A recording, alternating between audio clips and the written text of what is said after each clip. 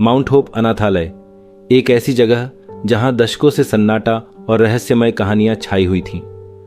स्थानीय लोग बताते हैं कि यहां बच्चों की चीखें, एक सफेद कपड़ों वाली लड़की का प्रेत और अनसुनी फुसफुसाहटें आज भी गूंजती हैं। चिकित्सक एमिली कार्टर, एक साहसी मनोचिकित्सक, इस भूतहा अतीत के राज खोलने और अनाथालय को नई जिंदगी देने का फैसला करती है। आइए जानें अनाथालय की भूतहा कहानी। माउंट होप अनाथालय के आसपास की हवा हमेशा भारी रहती थी, यहां तक कि इसके दशकों से वीरान होने के बाद भी। एक पहाड़ी के ऊपर स्थित इस विक्टोरियन युग की इमारत का बाहरी रूप कभी भव्य था, लेकिन अब समय और उपेक्षा ने इसे बिगाड़ दिया था। इसके दुखद अतीत की कहानियां उसी कोहरे की तरह चारों ओर फैली थीं, जो इसकी टूटी खिड़कियों से चिपकी रहती थीं। स्थानीय लोग फुसफुसाते हुए उन बच्चों के बारे में बात करते थे जो यहां से गायब हो गए, आधी रात को देखे गए प्रेतों के बारे में, और एक छोटी लड़की की रोती हुई आवाजों के बारे में जो इन दीवारों में गूंजती थीं। एमिली कार्टर इन कहानियों से माउंट होप की ओर खींची चली आईं, एक प्रसिद्ध बाल मनोचिकित्सक के रूप में जिनका झुकाव रहस्यमय मनोविज्ञान की ओर था। उनका एक मिशन था, अनाथालय में रहने वाले बच्चों को सांत्वना देना और उन्हें उस काले अतीत का सामना करने में मदद करना जो उन्हें बांधता था। एमिली एक सुस्त नवंबर की दोपहर को माउंट होप पहुंची। इमारत धूसर आकाश के खिलाफ खड़ी थी और इसका सिलहूट उससे कहीं अधिक भयानक था जितना उसने सोचा था। फादर थॉमस, एक चांदी के बालों वाले व्यक्ति जिनकी गर्मजोशी भरी लेकिन थकी हुई उपस्थिति थी, ने गेट पर उनका स्वागत किया। स्वागत है डॉ कार्टर, आप अधिकांश लोगों से ज्यादा साहसी हैं, उन्होंने कहा। उनके स्वर में प्रशंसा और चेतावनी दोनों झलक रही थी। एमिली ने विनम्र मुस्कान के साथ उत्तर दिया, धन्यवाद फादर थॉमस, मैं यहां कुछ बदलाव लाने की उम्मीद करती हूं। भगवान ने चाहा तो आप जरूर करेंगी, लेकिन सावधान रहिए, ये अनाथालय अपनी चुनौतियां लेकर आता है, उन्होंने रहस्यमय ढंग से कहा। जैसे ही वे अंदर गए, एमिली को एक अनजाना ठंडा एहसास हुआ। अंदर का वातावरण चीयरलेस डॉर्मेट्रीज और फेडेड म्यूरल्स के बीच अजीब विरोधाभास था। हवा में एक दबावपूर्ण सन्नाटा था जिसे केवल लकड़ी की पुरानी फर्श की दरारों की आवाज ने तोड़ा। सारा विलियम्स, हरी आंखों वाली एक तेज और जिज्ञासु 12 वर्षीय लड़की, एमिली से मिलने वालों में पहली थी। वह चतुर और जिज्ञासु थी, लेकिन उसके व्यवहार से गहरी उदासी झलकती थी। आप हमसे बात करने आई हैं, है ना? सारा ने पूछा। एमिली ने सिर हिलाया। मैं आपकी मदद करने आई हूं, आप मुझसे कुछ भी कह सकती हैं। सारा हिचकिचाई, उसकी नजरें अंधेरे गलियारे की ओर चली गईं। यहां कोई है जो नहीं चाहता कि हम इस जगह के बारे में बात करें? कौन? सारा की आवाज फुसफुसाहट में बदल गई। वो सफेद कपड़ों में लड़की, वो हमेशा देखती रहती है। उस रात एमिली की नींद बेचैन थी। एक दूर की आवाज, एक बच्चे के धीरे धीरे रोने की, ने उसे बार बार जगाया। उसने इसे हवा समझकर टाल दिया।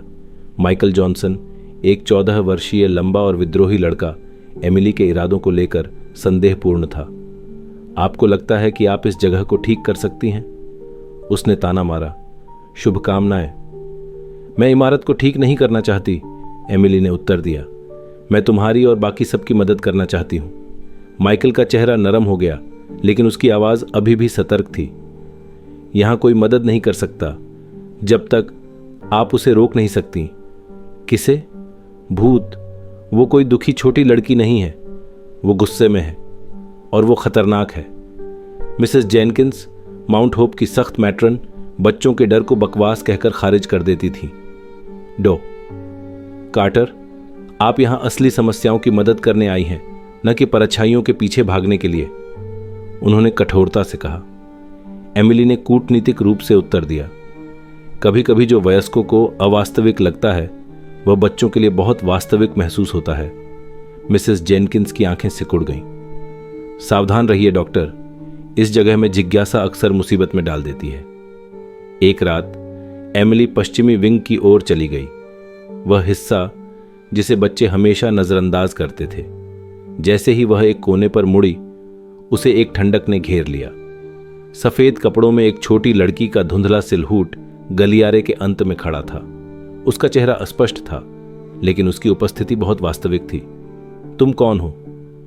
एमिली ने फुसफुसाया। फिगर गायब हो गया। उसकी जगह हवा में फुसफुसाहटें भर गईं। शब्द अस्पष्ट थे, लेकिन उनमें एक दुख भरा हुआ था।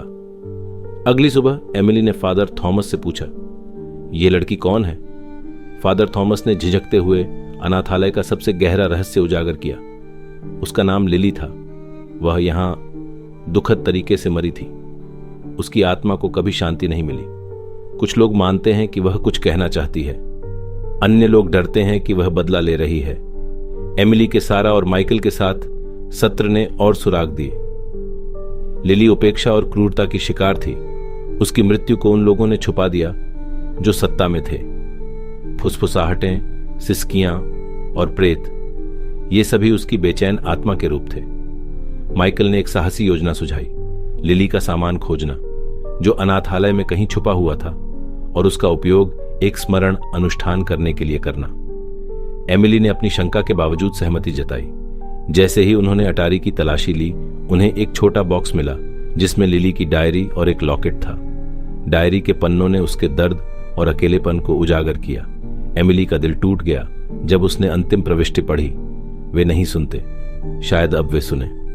उस रात समूह ने चैपल में इकट्ठा होकर प्रार्थना की। फादर थॉमस ने प्रार्थना की अगुवाई की और एमिली ने लिली की डायरी से जोर से पढ़ा। जैसे ही शब्द गूंजे, कमरा ठंडा हो गया और लिली का प्रेत प्रकट हुआ। तुम क्या चाहती हो? एमिली ने पूछा। लिली की आवाज एक डरावनी फुसफुसाहट थी। सुनो और मुक्त करो। अनुष्ठान के दौरान जब लिली का गुस्सा बढ़ने लगा, एमिली ने शांत स्वर में कहा, लिली, हम तुम्हारी बात सुन रहे हैं। अब और कोई तकलीफ नहीं होगी। हम तुम्हें शांति दिलाने आए हैं। उसने धीरे से लिली का लॉकेट पकड़ा और कहा, यह तुम्हारा है। इसे संभालने में हमसे जो भी गलती हुई उसके लिए माफ कर दो। तुम्हारी कहानी अब हमेशा लोगों तक पहुंचेगी। तुम्हें भुलाया नहीं जाएगा। लिली का प्रेत कुछ पलों के लिए स्थिर हो गया। उसकी सफेद आकृति धीरे धीरे नरम हो गई और उसकी आंखों से आंसू बहने लगे। उसके चेहरे पर एक पल के लिए शांति झलकने लगी। अचानक हवा में एक हल्की चमक फैल गई और एक मीठी सी मुस्कान के साथ लिली गायब हो गई। कमरा गर्म और शांत हो गया। फादर थॉमस ने गहरी सांस ली और प्रार्थना के लिए धन्यवाद दिया। सारा और माइकल ने राहत की सांस ली, जैसे उनके ऊपर से कोई भारी बोझ हट गया हो। कुछ महीनों बाद एमिली ने माउंट होप को एक पुनर्वास केंद्र में बदलने के लिए पहल की। अनाथालय की मरम्मत करवाई गई और इसे एक ऐसी जगह में परिवर्तित किया गया जहां बच्चों को सुरक्षित और खुशहाल माहौल मिल सके। सारा और माइकल ने इस परियोजना में मदद की और उनके जीवन में धीरे धीरे नई उम्मीदें जागीं। फादर थॉमस ने एक आखिरी बार एमिली से कहा, आपने केवल बच्चों की मदद नहीं की, बल्कि उस आत्मा को भी शांति दी जो दशकों से यहां फंसी हुई थी। एमिली ने मुस्कुराते हुए उत्तर दिया, हमारी जिंदगी का उद्देश्य सिर्फ अपने लिए नहीं होता, यह दूसरों को सहारा देने में है। माउंट होप अब किसी डरावनी कहानी के लिए नहीं, बल्कि आशा और नए जीवन के प्रतीक के रूप में जाना जाने लगा। लिली की आत्मा को अंततः मुक्ति मिल गई। माउंट होप के गलियारों में अब बच्चे हंसी और खुशी के साथ दौड़ते हैं। जो जगह कभी दर्द और रहस्यों से भरी थी, वह अब नई उम्मीदों का घर बन चुकी है। कहानी का अंत हमें यह सिखाता है कि हर काले अतीत को रोशनी और साहस के साथ बदला जा सकता है।